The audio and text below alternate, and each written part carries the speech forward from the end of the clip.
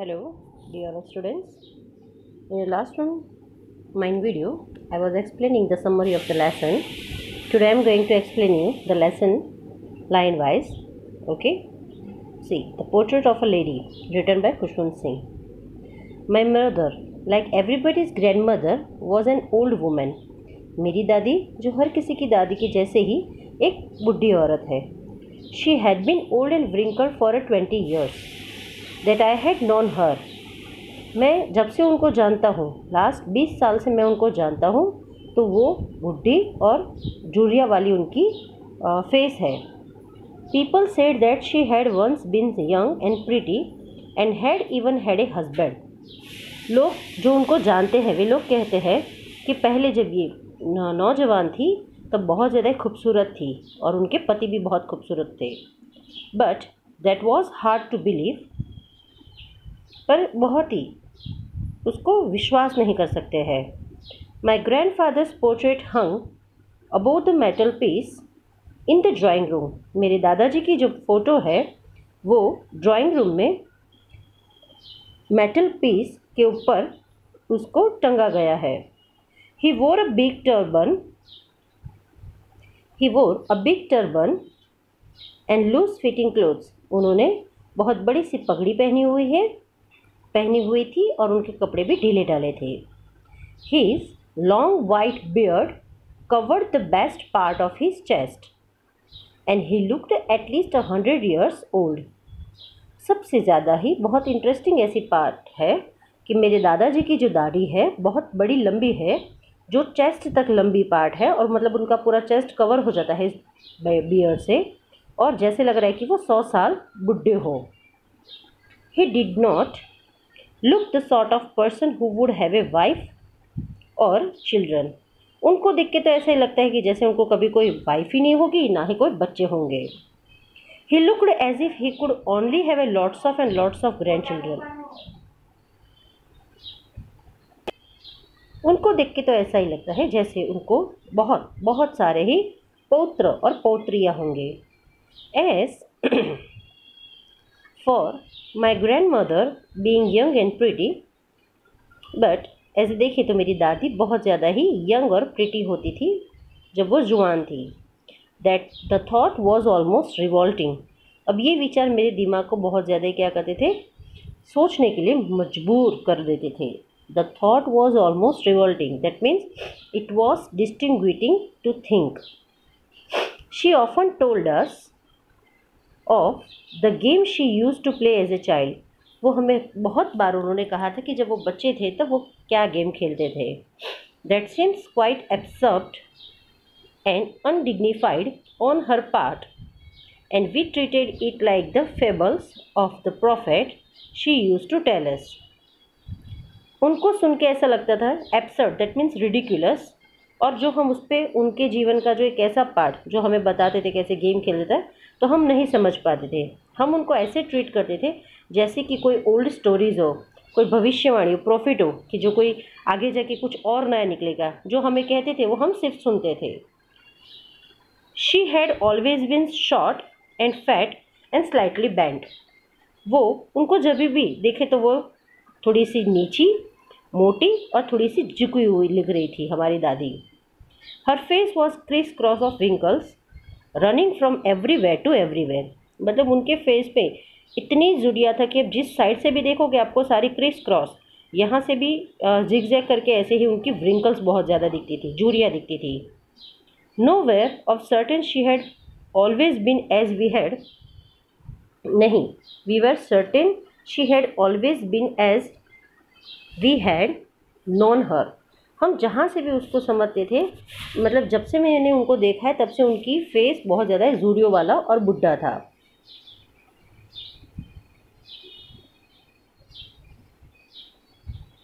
Old, so terribly old that she could not have grown older.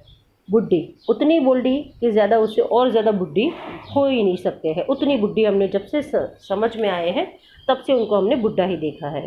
And had stayed at the same age for 20 years. मतलब उनकी उम्र थी वो भी last 20 साल से वहीं पे जैसे थम गई है. She could never have been pretty. वो कभी भी इतनी सुंदर न लगी थी. But she was always beautiful, but पर फिर भी वो थोड़ी सुंदर थी। She hopped out, here the meaning is hopped out, walk like a lame person, जो पैर से थोड़ा लेते हैं ना, थोड़ा लंगड़ाता चलता है ना, that is. She hopped out the house in A spotless white with one hand resting on her waist to balance her stoop and the other telling the beads of her rosary। यहाँ rosary मतलब कि माला, जो stoop है मतलब उनकी लकड़ी, वो कमर से झुकी हुई थी, तो उनका एक हाथ कमर पे रहता था, वो अपने कमर को सपोर्ट करते हुए लकड़ी को पकड़े हुए, दूसरी जो कमर पे हाथ रहता है वहाँ पे हाथ में माला रहती है, और उनकी माला चलती ही रहती है, मतलब वो कंटिन्यूसली जहाँ पे भी घर में घूमती है। एक भी वक्त ऐसा नहीं होगा जब उनके हाथ से माला छूटी हो, माला उनका जो मंत्र जाप है वो कंटिन्यूस चलता ही रहता है। Her silver locks were scattered untidily on her pale plucked face। Silver locks that means उनके हेयर, जो सफ़ेद सफ़ेद उनके बाल है वो बिखरे हुए रहते हैं, और वो बिखरे हुए बाल उनके पेल मतलब कि जो उनका पतला दुबला सा जो वीक ऐसा उनका फेस है, जो व्रिंकल पकड़ मतलब व्रिंकल्ड फेस है, उसके ऊपर वो ऐसे लटकते हुए रहते हैं। सिल्वर हेयर मतलब grey hair. And her lips constantly move in the inaudible prayer, और न सुन पाए, आप नहीं सुन पाओ ऐसे धीरे धीरे धीरे उनके होठ ऐसे बिन बिन बिन बिन करते हैं, और जो मंत्र है वो कंटिन्यूसली जाप करते रहती है वो। आपको ये क्वेश्चन आ सकता है, characteristic of grand mother. Yes, she was beautiful, बहुत खूबसूरत थी। She was like the winter landscape in the mountain, उनको यहाँ कंपेयर किया है कि जो विंटर में जैसे लैंडस्केप रहता है जिसकी बहुत ज़्यादा ही एकदम ग्रीनरी दिखती है आपको, वैसे ही विंटर मतलब कि बहुत बर्फ़ रहता है, जो सफ़ेद चादर से पूरा ही जो लैंडस्केप रहता है वो ढक गया रहता है, वैसे उनका कंपैरिजन दिखाया है। And expanse of pure white serenity, एक सुंदरता वाइट सेनरिटी आप दृश्य देख सकते हैं। My grandmother and I were a good friends, मैं और मेरी दादी बहुत अच्छे मित्र हैं। ये हमारे ऑथर और उनकी दादी के बीच के बारे में वो बता रहे हैं। My parents left me with her when they went to live in the city and we were constantly together. जब मेरे माता पिता सिटी में रहने के लिए शिफ्ट हो गए तब उन्होंने मुझे मेरी दादी के साथ छोड़ा था। She used to wake me up in the morning and get me ready for the school, वो हर सुबह मुझे उठाती और स्कूल जाने के लिए मुझे वे रेडी करती। She said her morning prayers in a monotonous sing-song while she bathed and dressed me in the hope that I would listen and get to know by its heart। जब वो मुझे नहलाते तो वो मोनोटोनस मतलब कि बहुत बड़े बड़े आवाज़ में ज़ोर ज़ोर से वो अपनी सुबह की प्रेयर करते, ताकि उनका इंटेंशन ऐसा था कि वो सारे जो मंत्र है वो जो प्रेयर कर रही है वो मेरे कानों में पड़े और वो मुझे अच्छे से याद हो जाए। I listen because I loved her voice but never bothered to learn it, मैं वो सुनता, आई लिसन, मैं वो सुनता क्योंकि मुझे उनकी आवाज़ अच्छी लगती थी, मैं उसको सीखने की मुझे कोई चिंता न थी वो। Then she would fetch my wooden slate which she had already washed and plastered with the yellow chalk. उसके बाद वो मेरी जो स्कूल ले जाने की पार्टी रहती है उसको अच्छे से धो के और प्लास्टेड करके येलो चॉक से प्लास्टेड भी करके रखती थी। A tiny earthen ink pot and a red pen, tie them all in a bundle and hand it to me। एक छोटे सी इंक पॉट रहता है, छोटा वाला इंक पॉट रहता है, अर्थन इंक पॉट है वो, और रेड कलर की पेन रहती है, उसको भी उसके साथ बंडल के साथ बांध के अच्छे से स्कूल की पार्टी पेन सब कुछ रेडी करके उन हैंड ओवर करती थी, रेडी करके देती थी दादी। After a breakfast of a thick slate chapati, it's a stale chapati, after a breakfast of thick stale chapati with little butter and sugar spread on it we went to school. मतलब हमारे author को सुबह नाश्ते में क्या मिलता था, थोड़ी मोटी सी और थोड़ी रात की बनाई हुई, यहाँ पे बासी नहीं कहेंगे लेकिन रात की बनाई हुई जो चपाती है जिसके ऊपर घी लगाते हैं और उसके ऊपर शुगर लगाते हैं, चीनी लगाते हैं, और वो चीनी लगा के उसका रोल बना के सुबह नाश्ते में राइटर को देते थे वे। वी वेंट टू स्कूल, वो उतना खाने के बाद वे चले जाते स्कूल के लिए। She carried she carried several steel chapatis for her village dog, मतलब नाश्ता कर लिया, मतलब उसके बाद भी थोड़ा उन्होंने अलग ही रखते हैं रिमेनिंग, कि ताकि वो सारी बाकी चपाती रहती है वो लेके वो जो गली के कुत्ते रहते हैं उसको खिलाने के लिए लेके जाते थे साथ में। My grandmother always went to school was attached to the my grandmother always went to school with me because the school was attached to the temple. मेरी दादी हर रोज़ मुझे स्कूल छोड़ने आती थी क्योंकि जो हमारी स्कूल थी वो मंदिर से जुड़ी हुई थी। The priest taught us the alphabets and the morning prayers, मतलब जो उनको पढ़ाते थे ना वो कौन थे, जो मंदिर के पुजारी रहते हैं ना वे, तो यहाँ priest मतलब पुजारी, उनके जो पुजारी थे वही उनको वहाँ पे शब्द सिखाते थे और सुबह की प्रार्थना भी सिखाते थे। While the children sat in the rows on the either side of the veranda singing the alphabets or the prayer in a chorus, दूसरे दिन मतलब जो मंदिर है, मंदिर के पीछे जो लाइनों में सब बच्चे बैठ जाते हैं और सब बच्चे बैठ के वहाँ पे अपनी जो क्या कहते हैं वो अल्फ़ाबेट्स रहता है, प्रेयर रहता है ना, वो अच्छे से सब लोग साथ में कोरस में सब लोग गान वो प्रेयर करते हैं।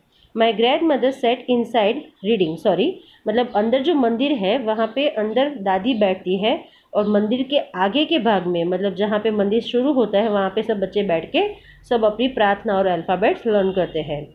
My grandmother sat inside reading the scripture that means holy books, और मेरी दादी थी वो अंदर मंदिर में बैठ के अपनी धार्मिक पुस्तकें पढ़ती थी।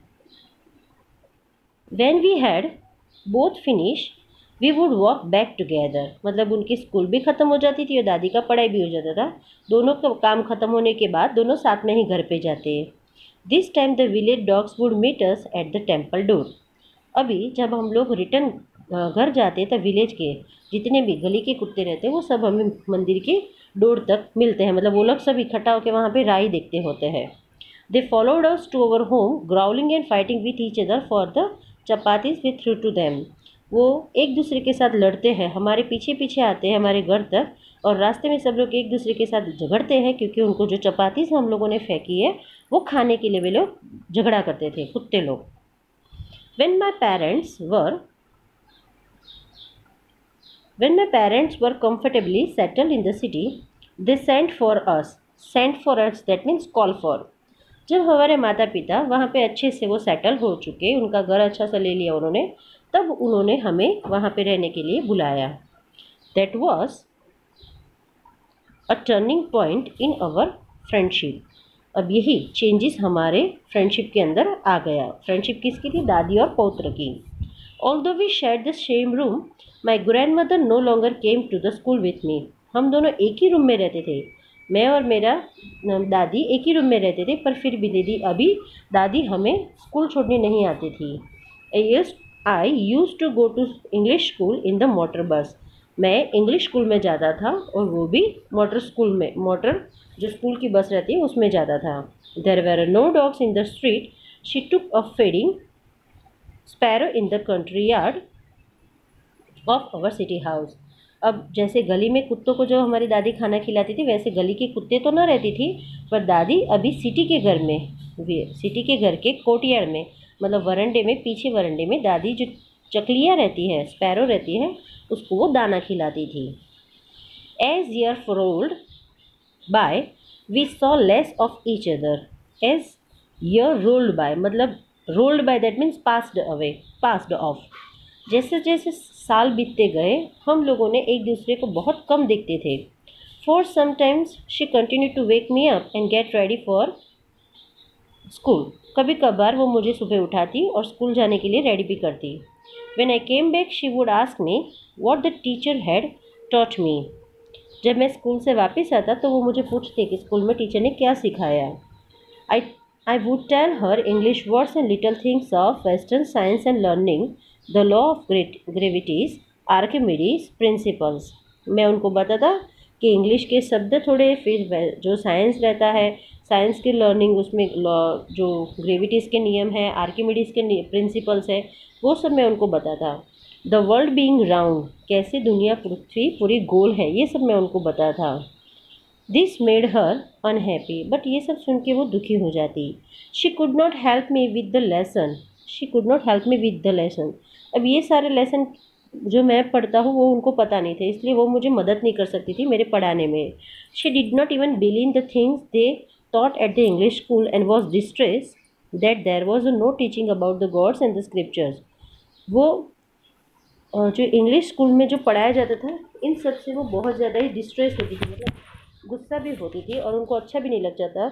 उनको ये बात से प्रॉब्लम था कि स्कूल में ना भगवान के बारे में ना धार्मिक पुस्तकों के बारे में कुछ भी पढ़ाया जाता था। One day I announce that we were being given a music lesson. एक बार मैंने उनको बताया कि हमें स्कूल में म्यूज़िक का पाठ पढ़ाया गया। She was very disturb. अभी सुन के वो बहुत ज़्यादा ही दुखी हो गई। टू हर, उनके मुताबिक से music had lived association. Lived मतलब कि जो नीचे प्रकार के लोग रहते हैं ना, जो निम्न कक्षा के लोग रहते हैं ना, उसके बारे में। तो म्यूज़िक कौन करता है? जो निम्न प्रकार के लोग रहते हैं ना, उनसे भी जुड़ा हुआ ये काम है, हमारा काम नहीं है।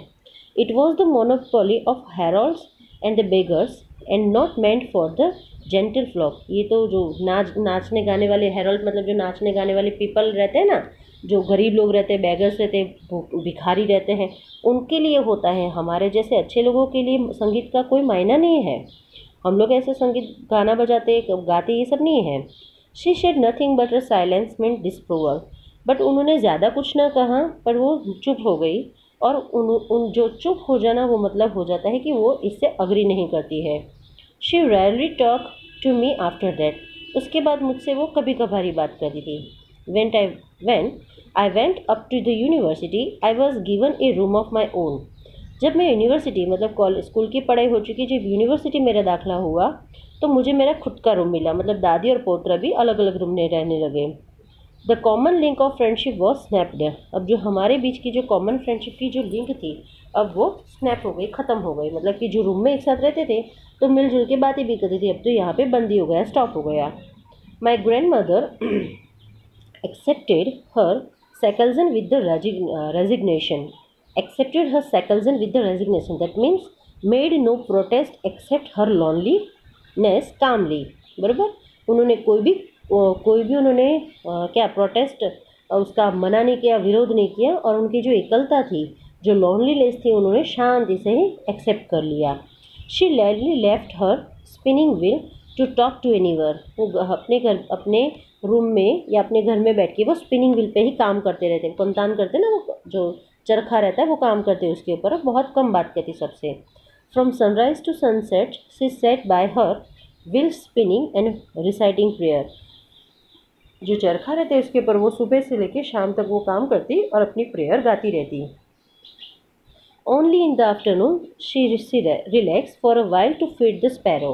वो सुबह से लेकर शाम तक के काम के बीच में सिर्फ वो दोपहर को ही थोड़ा रिलैक्स करती और वो वेरेंडा में बैठ के जो चिड़िया रहती है, चकली रहती है, उसको वो दाना डालती। While she said in the veranda breaking the bread into the little bits, hundred of little birds collect around her, creating a veritable baldom of chirping. Veritable baldom of chirping. That means real confusing noise caused by the chirping. अब जब वो पीछे veranda में बैठ के जो यहाँ bread का है, मतलब हमारी रोटी चपाती, वो चपाती के थोड़े छोटे छोटे टुकड़े करके वहाँ पे डालती है, तो हज़ारों जितने यहाँ पे कहाँ है 100 ऑफ लीटर, मतलब 100 से भी ज़्यादा चकलियाँ वहाँ पे आ जाती और वो सब खाना लगती और इतना आवाज़ करती, ची ची ची करके आवाज़ पूरा वेरेंडा गजा देती थी। Some came and pressed on her legs. कई तो चकलियाँ ऐसी भी थी जो उनके पैरों पर बैठ के चिप चिप चिप करती थी। अदर्स ऑन हर शोल्डर, बाकी थोड़ी सी चकलियाँ उनके शोल्डर्स पे भी बैठती। Some even sat on her head, some of तो उनके सर पे ही बैठ जाती थी। She smile but never shooed them away. वो बहुत खुश होती थी पर कभी भी उन्होंने उस चकलियों को उड़ाया नहीं था। It use to be the happiest half hour of the day of her. Underline ये याद रखना, वो आधा घंटा, half hour of the day of her, वो उस आधे घंटे में उसके पूरे दिन में सबसे ज़्यादा ही खुशी का घंटा रहता था वो। When I decided to go to abroad for a further studies, जब मैंने निश्चय किया कि मैं अब्रोड जाऊँगा, फ़ॉरेन जाऊँगा आगे की पढ़ाई के लिए, I was sure my grand mother would be absent. मुझे पता था कि मेरी दादी पक्का ही दुखी होगी। I would be away for a 5 years, मैं 5 साल के लिए जाने वाला था। And at her age one could never tell और इस एज में वो कभी भी नहीं बता सकती मुझे, but my grand mother could, पर उन्होंने मुझे मुझे मदद की। मतलब वो अगर कोई दूसरी दादी होती तो मना कर देती, भाई अभी मैं बुढ़ी हो गई हूँ, मरने वाली हूँ, तुम क्यों जा रहे हो, मेरे पास रहो। पोत्र से हर किसी को लगाव रहता है ना, बट ये दादी ने ऐसा कुछ ना कहा। She was not even a sentimental, वो थोड़ी सी दुखी भी ना, उन्होंने फेस से नहीं दिखाया। हाँ वो दुखी थी, पर फेस से उन्होंने जाहिर नहीं किया कि तुम जा रहे हो तो मुझे अच्छा नहीं लग रहा है। She came to leave me at the railway station, वो रेलवे स्टेशन पे गई, but did not talk to or show any emotions, पर उन्होंने कुछ भी ना बोला, ना कोई ऐसा रोना धोना कुछ भी हुआ, उन्होंने सिर्फ उनको बाय बाय कह दिया। हर lips moved in a prayer, उनके लिप्स कंटिन्यूसली प्रेयर करते रहते थे। Her mind was lost in a prayer, उनका दिल और दिमाग सब कुछ भगवान की प्रार्थना में ही था। Her fingers were busy telling the beads of rosary, उनकी जो हाथ की उंगलियां हैं वो बिजी थी, वो माले की जो बीट्स रहते हैं, जो दाने रहते हैं, उसको बार बार वो घुमाती रहती थी और मंत्र जाप करती रहती थी। Silently she kissed my forehead, and when I left, I cherished the moist imprint as perhaps the last sign of physical contact between us. जब मैं जा रहा था तो उन्होंने लास्ट में ही मेरे फोरहेड पे मुझे किस किया, और यही एक ऐसा फिज़िकल अटैचमेंट था। जब उन्होंने मुझे किस किया मेरे फोरहेड पे, तो एक ऐसा मॉइस्ट वाला इम्प्रिंट हुआ, और वो ही एक हमारा फिज़िकल कांटेक्ट हमारे दोनों के बीच में लास्टली, जब मैं उनको बाय कह दिया और एब्रॉड चला गया। But that was not so. After 5 years I came back home and was met by her at the station. जब मैं बस यहाँ पे ख़त्म नहीं होता, जब 5 साल गुजर गए और मैं जब वापस आया तो वहाँ पे स्टेशन पे मैं उनको मिला। She did not look a day older, वो एक दिन भी मतलब ज़्यादा बुढ़ी लगी नहीं रही थी, जैसी थी वैसी की वैसी ही थी। She still had no time for a words, उनको बोलने का वो बोल ही नहीं थी, उनके पास कोई भी ऐसा टाइम नहीं था कि वो बोले बात करे, ऐसा कुछ भी। While she clasped me in her arms I could hear her reciting prayers, जब उन्होंने मुझे गले लगाया तो मुझे उनकी मुँह से सिर्फ प्रेयर की जो मंत्र वो गा रही थी वही आवाज़ आई। Even on the first day of my arrival, her happiest moments were with her sparrow.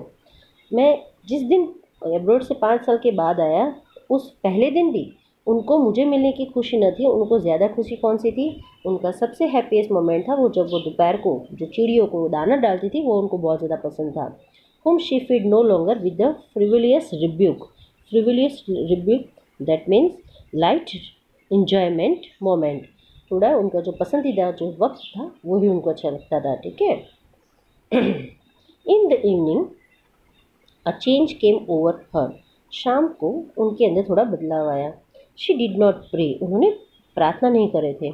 She collected the women of neighbourhood, वो शाम को गांव की मतलब नेबरहुड की जितनी भी पड़ोसी की जो औरत रहती है उनको सबको इकट्ठा करती।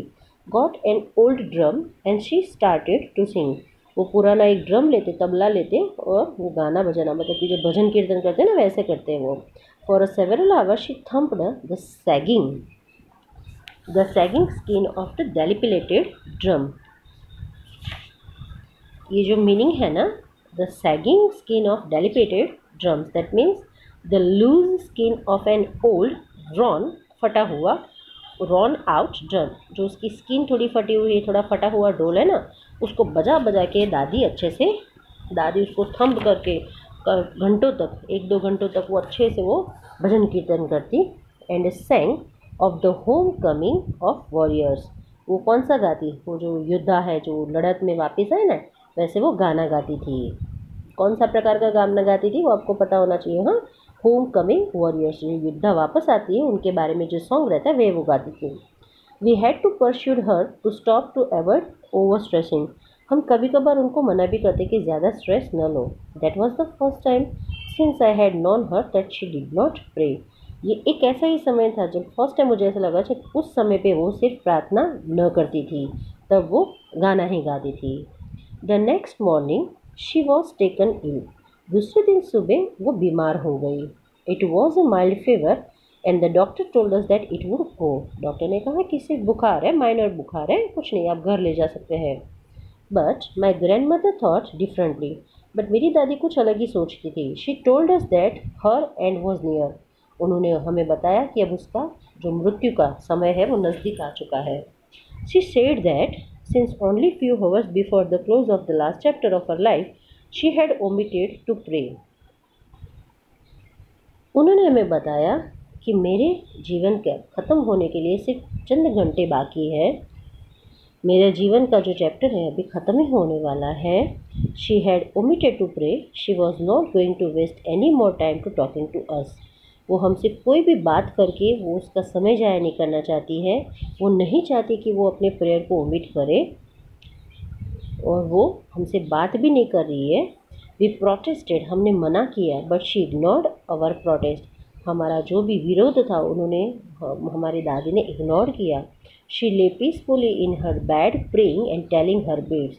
उन्होंने हमसे बात करना छोड़ दिया, लेकिन उनके हाथ में जो माला थी वो बेड पे लेट गई और उनके हाथ में जो माला है वो प्रेयर करती रही। इवन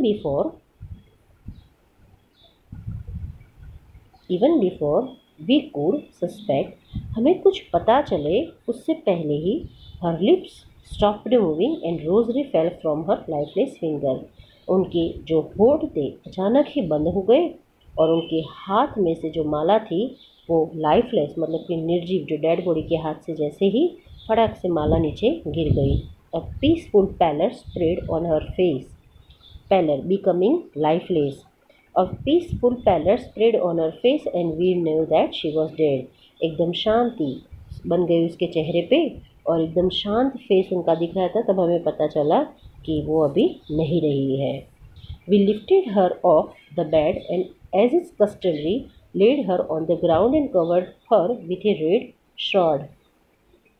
जैसे ही रीति रिवाज है वैसे हमने उनको बेड पर से उठाया और नीचे ज़मीन पे जो रेड कलर की शॉर्ट थी उसके ऊपर उनको हमने सुला दिया। After a few hours of morning and we left her alone to make arrangement for her funeral.